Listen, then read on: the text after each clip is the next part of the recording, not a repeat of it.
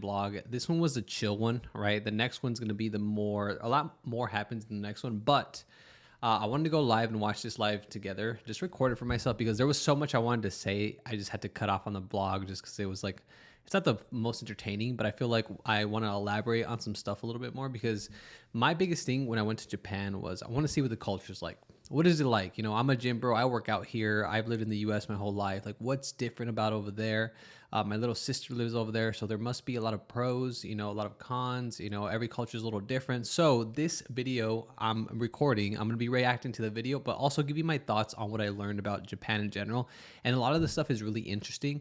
And there is a little bit of weird stuff. I'm not going to lie. There's some stuff that's just a little strange that I was not expecting when I went over there, but I'm going to talk about it a little bit. So without further ado, let's go ahead and jump in. So this vlog is called Last Day in Osaka. This is the last day I was in Osaka, Japan, going to Tokyo. So we were saying bye to little sister. All right, Maribel, where are you taking me right now? Let's react to this. Omeda's Coffee. We're getting the authentic Japanese breakfast experience here at this pretty chill coffee shop. Pretty chill opening. So one of the reasons I left Japan early was because the Wi-Fi was so bad. I couldn't find really good Wi-Fi anywhere. I didn't learn until later, like the little hacks and stuff. But like this, it's funny. The last day, once I already bought my ticket to go back home, I found a really good coffee shop that had very good Wi-Fi. And I wish I would have found it a lot earlier. But it's all good. We know for next time.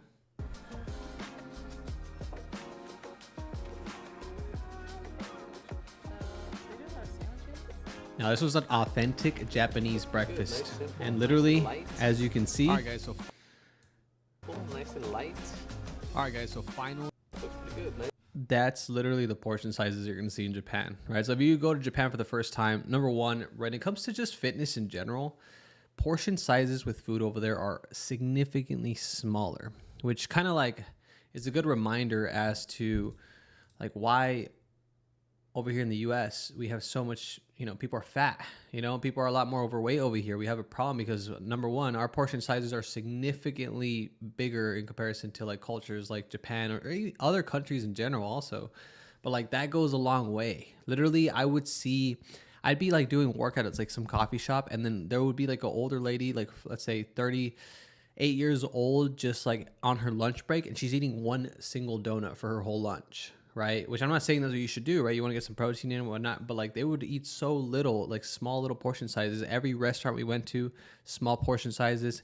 The only spots that didn't have small portion sizes were the American restaurants, right? The American themed restaurants, which is, I mean, kind of obvious, but yeah, this was actually really, it was bread with jelly on it. And then there was like some kind of like potato salad thing. And that was my whole breakfast, plus a coffee, iced coffee.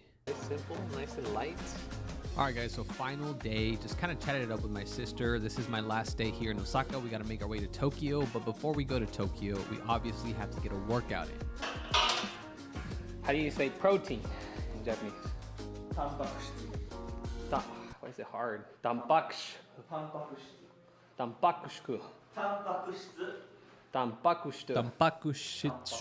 Danpakushitsu. That's how you say protein. Why is it so complicated? Such a complicated word for protein.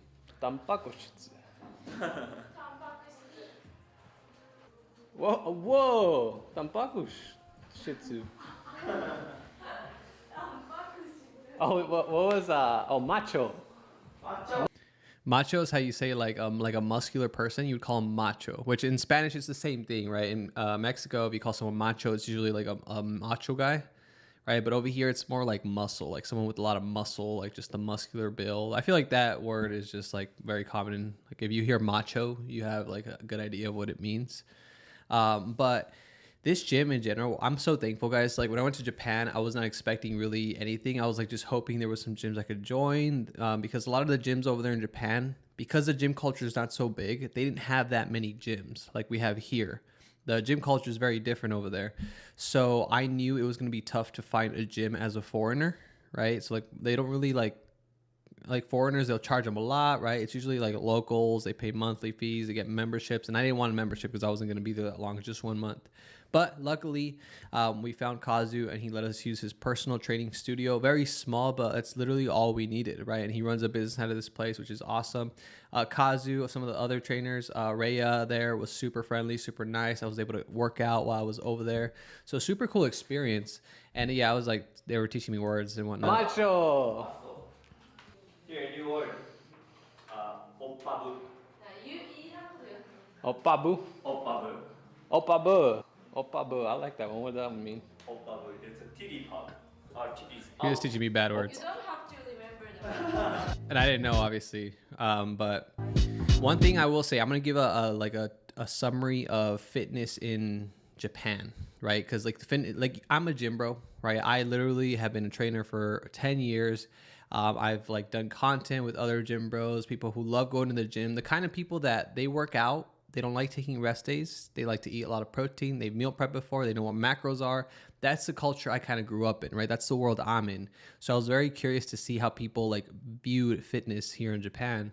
And there's so many differences. Number one is the fitness culture is a lot smaller, right? Over there, fitness isn't really like a necessity. And the reason being is because they don't really need it that much. Like over there, people aren't overweight, right? In Japan, you're getting so many steps every single day. You're taking trains, you're on foot. A lot of people don't have cars and they're getting a lot of exercise. Like I said earlier, the food portion sizes are a lot smaller. And just in general, the culture itself, I was like poking Kazu and Rhea's brain a little bit. But like, for example, the female gaze over there looks very different than over here. Right over there, you want to be as thin and slim as possible, and that's what's attractive, right? You don't want to have glutes, you don't want to have muscle. That's just not feminine. That's just not the thing over there. Men do want to be big, right? But because of that, like, there's not much demand for gyms. So when there's not enough demand for gyms, because not everybody, you know, there's not an obesity problem, there's not a fat loss thing going on over there, then it makes sense why gyms are a little bit more rare, right? Not as much. There's still like, you'll find bodybuilding cultures and whatnot, but that was like the huge difference I saw over there. Gyms it's just like a luxury, right? So if you get personal training in Japan, and usually you're doing pretty well and you can afford it, right? Because it's pretty pricey over there. But yeah, that's kind of what I learned about like the fitness culture over here.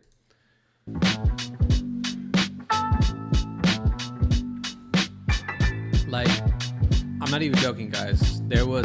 While I was here and new clients came in, you would have like the slimmest females walk into the gym, and they're like 115 pounds or something, super slim. Like, you can't even really see body fat on, you know, their legs or anything. And they come in wanting to get smaller, get skinnier. That's like, no, like, I don't want to get strong. I don't want to get too bulky, right? They want to get skinnier. They already are like what we consider over here to be very skinny, and they want to get skinnier over there. The skinnier, the better, you know? It was just really trippy. Like, it's like that everywhere.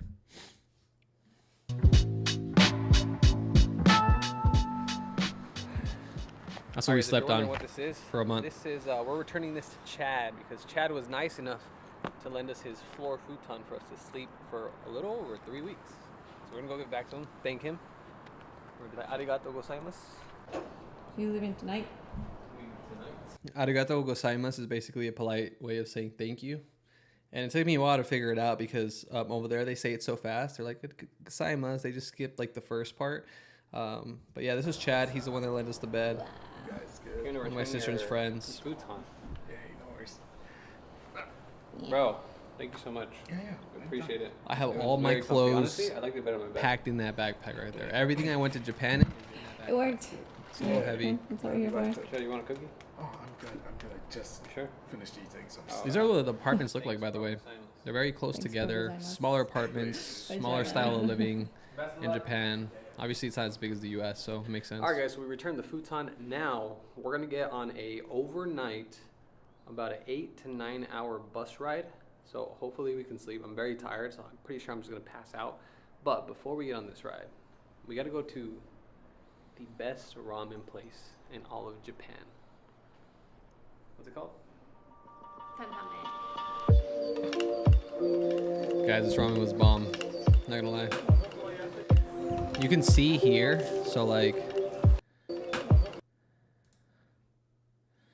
So this is a little Japan spot. And most of the restaurants that you go to in Japan are kind of like this, right? They're like little sections, little room buildings, very small. Everything's very small. Like there's another restaurant here, there's another restaurant here, very packed together. But every time we walked by this ramen spot, there was a long line, right? So we had to wait in line. There's a bunch of just seats. It's kind of like a bar style. The people are cooking right here. They're cooking the ramen, all the ingredients, all that stuff. And they just come in. It's very cheap ramen. I'm not cheap, but like a very low cost, right? They come in, they eat, slurp up the ramen, and then go, right? Most of the time you see like people who are after work, they're a little stressed out. They're like, oh, I got to get a dinner before I go to bed, you know, and then they'll stop here, eat, and then go home. But yeah, that we finally, you know, we got to try it and it was very, very good. It's one of my favorite spots. There's one thing on the menu. Like you go into this restaurant, you're not going to be like, oh, what should I get? Like there's one thing available and that's the ramen. It's the same flavor. Everybody gets that ramen because that's the only thing available. And I think that's one of the reasons it does so well because people don't have to think. They just come in. It's good ramen. They like it, eat it, and then dip. But yeah, I'll show you guys some close-ups. This is what it is. Bam, look how good this looks. It's so good, especially in Japan, like in the colder weather. Oh, that was a weird shot. But it's cold. You want a nice warm ramen while you're cold. You know, this was before I was going to travel to Tokyo, so it's perfect.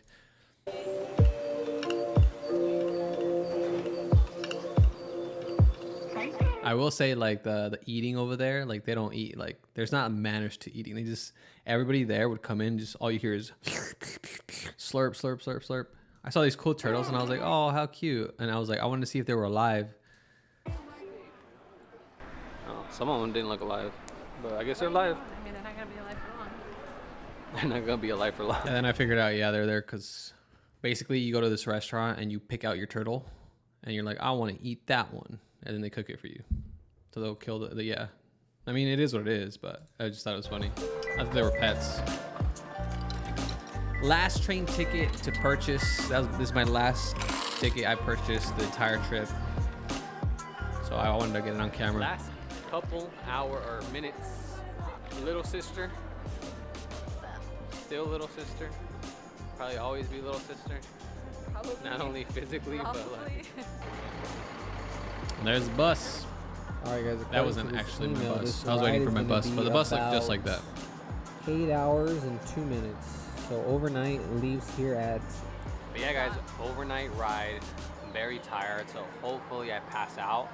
And then we're gonna wake up in Tokyo. Another thing I learned about leaving Japan Osaka. is in comparison to here, over there's not really like a sense of personal space. Like that doesn't really exist over there. Like here, for example, if you go somewhere to eat and there's a food court, like you're gonna find a spot where you're like away from other people, have your own space. Over in Japan, like the people will sit right next to you. Like they don't care if you're on a bench, picnic table, whatever it is, they're gonna sit right across your face, shoulder to shoulder to you, even if they don't know you, right? Same thing happens in like trains. You're right always next to people when you're walking. Everyone's next to you. If you're waiting in line, people are right up on you. That was like, I'm not a fan of that. Obviously, like my space, especially people around me, you know, are sick and stuff. But here, they don't care. Like even on the trains, even though there's space, people will be all up on you, on your backpack, just like pressed against you and stuff. So personal space, I would say, is not a thing over there. So just forget about personal space. Just like the buses here. Now this bus ride, because we're gonna take I say it in the vlog, but it was the worst bus ride experience I've ever had. I did not know what my seat looked like. I just know I was all the way in the back. And I was shoulder to shoulder to two grown men who were very sick. They were coughing all night. And I had to do that overnight. I was super tired. It was like an 8-9 hour just drive. And it sucked, guys. I'm not going to lie. It was torture. It was humid in there. I felt like a sauna. I was sweating. I couldn't sleep. But this was a trip back to Tokyo. You know, I said bye to the little sister here. You know, this is where I left her. Went on the bus ride. And yeah, there's a little loud coughing, obnoxious coughing. Obviously, like it's not their fault. You can see, like it's not the best quality. My eyes are shot red because I cannot sleep. Sick, but there's a person coughing on my left over here. Person coughing on my right. They're moving around. I literally feel their like arm against me. I was just hoping to get some good night. I look miserable. It was horrible. I sleep. which didn't really happen. That's my space, my legs, knees together. I can't extend my legs. I didn't even get this middle aisle where you can actually put your legs out. I was stuck behind some other person. This person reclined their seat, so literally their the back, like the top of their head was like right up my face. You know, it was just not a good time. We have one more vlog. We have a lot to do. We're gonna check out Tokyo, check out some spots, check out the city, look at some anime themed stuff, you know, and we also have, I asked the gym people over there, and I was like, hey, you know, over there, like with attraction, you know, are the men over there, are they into girls with big butts or boobs? And it was a very clear, like, over there, what's popular is the boob stuff, which makes sense because as you walk around, you'll see a lot of this kind of stuff where it's just like anime characters or models, a lot of like chest stuff, you know. The Capsule Hotel, which I'm very, very, ooh, that's the next vlog. I'm gonna be doing the Capsule Hotel review, which is gonna be sick. Some spots, check out the city, look at some anime themed stuff, you know, and we also have the Capsule Hotel, which I'm very, very excited for this Capsule Hotel. I've always, we actually ended up exploring this, but to try one. Yeah, I mean, that's pretty much the vlog. I'm saying a lot of the same stuff I said there, but in general, like in summary, I already kind of gave my 2 cents on a lot of the culture of Japan. Now, not fitness related culture in Japan. I'll say I really love the culture over there. Like the culture over there was great. There was so many things that work over there that just would never work here. Like for example, right around here, you could see like, I buy my little ticket, you know. I'm just gonna give you guys one example to kind of describe what I'm saying. Like here, you put your ticket in, nothing is stopping you. If it goes red, there's nobody stopping you. There's supposedly a guy that's watching, but he's watching so like honestly, he's not even really paying attention. Basically, if you wanted to, you could ride in the trains for free, right? If you had no morals or no honor, right? You could just there's so many situations in Japan where they have systems like this where people here would just take advantage and be like, oh, I don't have to pay. I could just walk through, sneak by, nothing's gonna happen. You know, no one's gonna stop me. And like, but over there, people don't do that, right? They have that integrity, right? If they don't have a ticket, they won't go through, even though they easily could just take a couple of steps and not have to pay for stuff. Whenever like I had, oh shit, I'm not even showing what I'm doing. This is the example I was showing here, right? So I'm like, I'll buy my ticket and you walk through this little lane here. But yeah, there's no security. But in Japan, like I said, the integrity's there. I could literally leave my laptop, my computer stuff in a random just table out in public with a bunch of people walking by and no one's gonna touch it. I did that actually multiple times. It took me a while to like get comfortable doing it, but my sister was like, nope, you're fine, don't worry about it. But I was like, no, this is my precious computer. I don't want people to steal it. But literally like over time, I just felt so safe.